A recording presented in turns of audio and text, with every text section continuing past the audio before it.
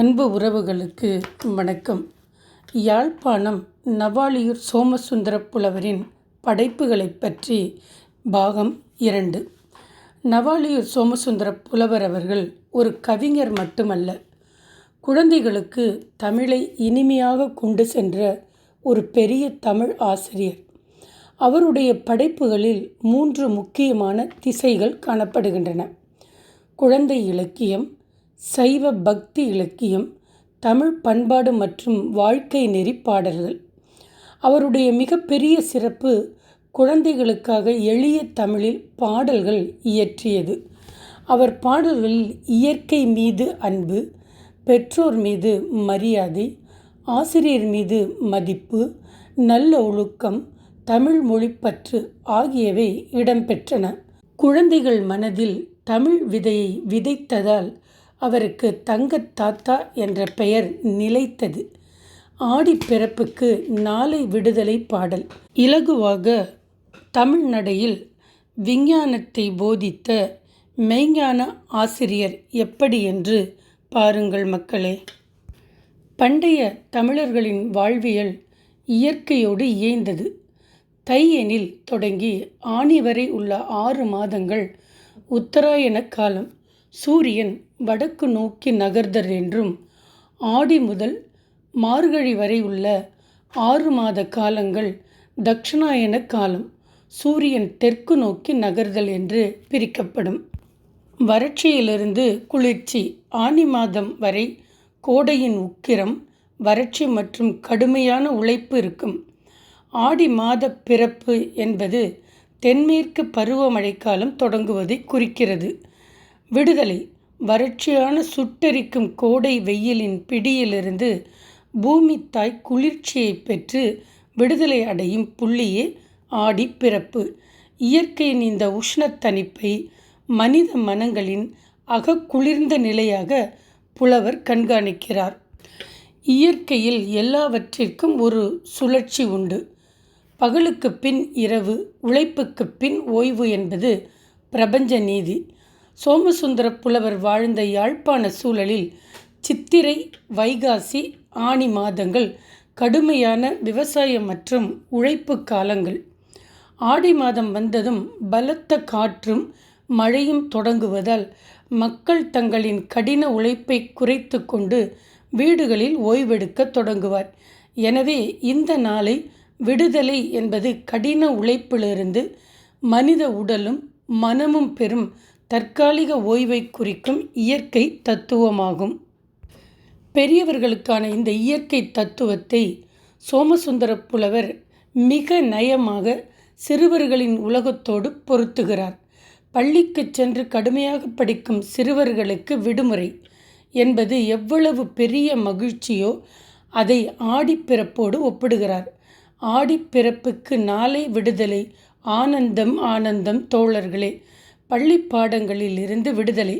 அன்றைய காலகட்டத்தில் திண்ணை பள்ளிக்கூடங்களில் கடுமையான சட்டத்திட்டம் இருந்தன. ஆடிப்பிறப்பு அன்று மாணவர்களுக்கு விடுமுறை அளிக்கப்பட்டது. இயற்கையின் கொண்டாட்டம் சிறுவரின் கொண்டாட்டம். இயற்கை எப்படி மழையினால் குதூகலிக்கிறதோ அதே போல சிறுவர்கள் ஆடிப்பிறப்பன்று செய்யப்படும் ஆடிக்கூழ் மற்றும் கொழக்கட்டை போன்ற பலகாரங்களை உண்டு மகிழ்வார்கள்.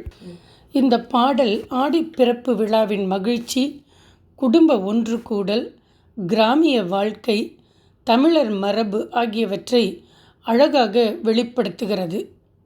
சோமசுந்தர புலவர் சைவ சமயத்தில் ஆழ்ந்த பற்றுடையவர். முருகப்பெருமான் மீது பக்தி பாடல்கள், சிவபெருமானை போற்றும் பாடல்கள், கோவில் மரபுகளை விளக்கும் செயல்களை எழுதியுள்ளார். அவருடைய நோக்கம் சைவத்தை வெறும் வழிபாடாக இல்லாமல் ஒழுக்கமான வாழ்க்கை முறையாக மக்களிடம் கொண்டு சேர்ப்பது. அவருடைய படைப்புகளில் முக்கியமானவை குறிப்பிடப்படுபவை: சிறுவர் செந்தமிழ், நல்லையந்தாதி, ஆட்டகிரி முருகன் பதிகம், ஆட்டகிரி முருகன் திருவூஞ்சல், கதிரைமலை வேலவர் பதிகம், தாள விலாசம், சாவித்திரி கதை, உயிருளங்குமாரன் நாடகம்.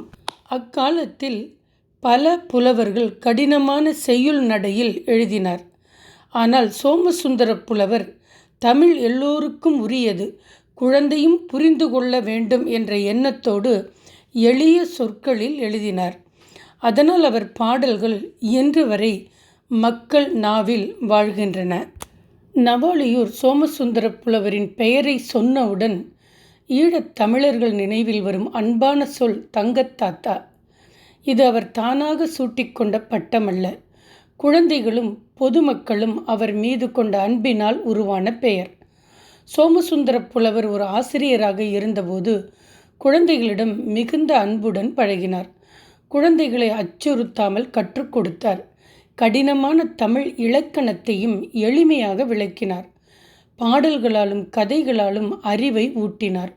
குழந்தைகளின் மன உலகத்தை புரிந்து கொண்டார். அதனால் மாணவர்களுக்கு அவர் ஒரு ஆசிரியர் மட்டுமல்ல, அன்பான குடும்ப பெரியவர் போல் இருந்தால். ஏன் தங்கம்? தங்கம் என்றால் தூய்மை, மதிப்பு, அழியாத தன்மை என்று பொருள். அவருடைய அன்பு, எளிமை, தமிழ்ப்பற்று, குழந்தைகள் மீதான பாசம் ஆகியவற்றை கண்டுகொண்டு மக்கள் அவரை தங்கம் போன்ற தாத்தா என்று போற்றினார்கள். முடிவாக சோமசுந்தர புலவரின் தொண்டு அளப்பரியது, புகழை தேடாத பெருந்தகை.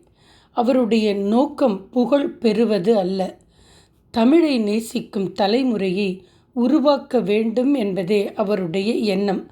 அதனால்தான் அவரை மக்கள் அன்போடு தங்கத்தாத்தா என்று அழைத்தனர்.